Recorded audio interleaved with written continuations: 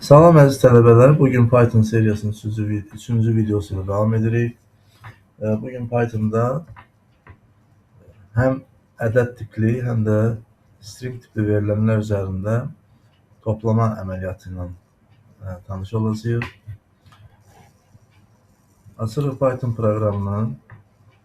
Bizim keçən dəfə yaratdığımız bir fayl var idi. Elə həmin fayl üzərində işimizi davam etdiririk.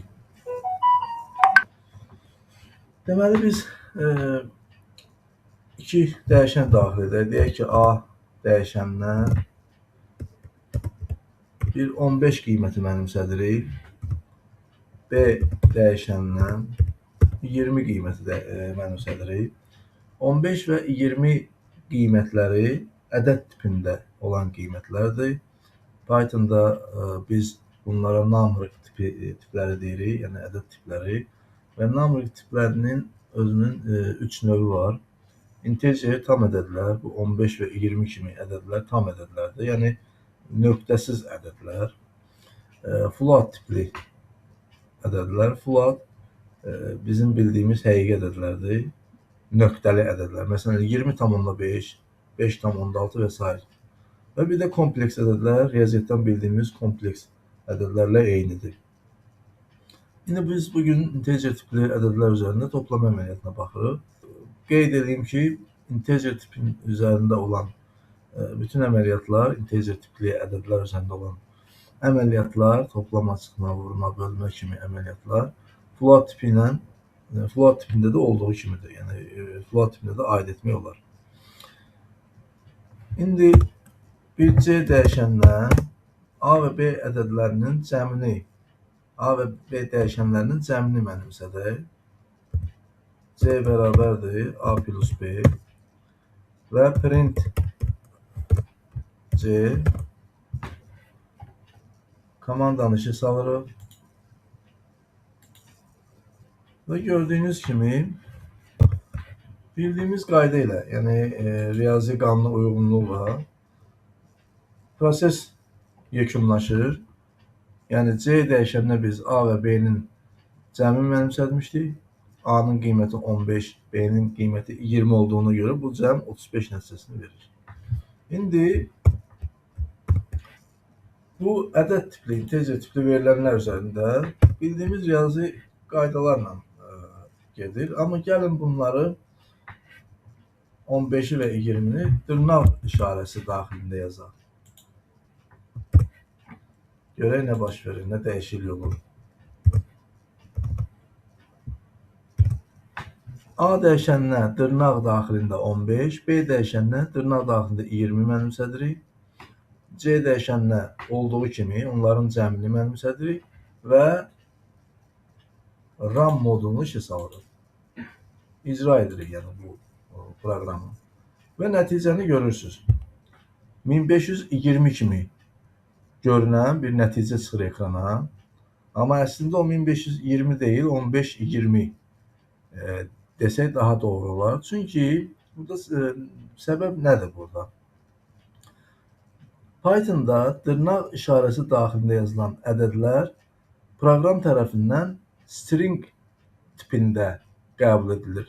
Yəni biz hər hansı bir məlumatı dırnaq işarəsi daxilində yazanda Python onu mətn tipli, yəni string tipli verilən kimi qəbul edir. Və səhv eləmirəmsə, keçən videoların birində vurğulamışam, bunu demişəm ki, string tipli verilənlər üzərində toplama əməliyyatı onların birləşdirilməsi kimi həyata keçirir Python proqramı bunu. 15 və 20 ədədlərini birləşdirib yan-yana yazır. Və nəticə 1520 kimi görünür. Amma o 1520 deyil, 15 və 20 stringlərinin birləşdirilib yan-yana yazılmasıdır. Bunu sözlər üzərində də yoxlaya bilərik. Yəni A dəyişəninə 15 deyil, hər hansı bir söz yazıram. Məsələn, sahil yazıram. B dəyişəninə Quliyev mənimsədirəm və indi run edirəm. Nəticə Sahil Quliyev gördüyünüz kimi birləşdirib yan-yana yazır. Deməli, Bu videodan biz nəyi öyrəndik? Dırnaq işarəsi daxilində yazılmış ədədlər belə string tipində qəbul edilir. Ümumiyyətlə Pythonda dəyişənlərə string tip dəyərlər mənimsədəndə bu dəyərlər dırnaq işarəsi daxilində yazılır. İndi gəlin C A dəyişəndən 5 qiyməti verək. B dəyişəndən 3 qiyməti verək. C dəyişəninə isə bunların hasilini mənimsədək. Run edirik. Bildiyimiz riyazi qayda uyğunluğa uyğun olaraq deməli, onların hasilini tapır. A və B-nin hasilini. A5, B3, onların hasili 15 edir. İndi gəlin bu dəyərləri dırnaq işarəsi daxilinə alaq. Biz string tipdə olan verilənləri müəyyən dəfə yəni vura bilərik. Müəyyən dəfə vurma əməliyyatı icra edə bilərik string tip verilənlər üzərində. Məsələn, string tipdə olan 5 dəyərini 3 dəfə vurmağa çalışırıq. Bu dəfə run edirik. Və nəticə gördüyünüz kimi, yəni bizdə indi 5 3-ə vuranda 15 eləməlidir. Amma nə baş verir? 3 dənə 5 çıxır ortalığa.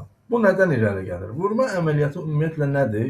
Vurma əməliyyatı özü toplamanın nəticəsidir. Yəni, məsələn, 5-i 3 dəfə bir-birinə vurmaq, 5-i 3 dəfə toplamaq deməkdir.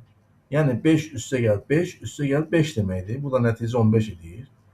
Burada da string tipdə olan 5-i 3 dəfə toplayır sanki.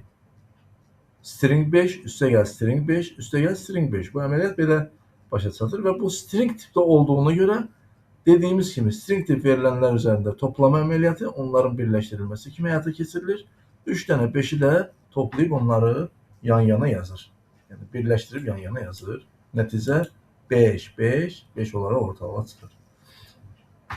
Ümid edirəm aydın oldu. Növbəti videolarda görüşənədək. Sağ olun.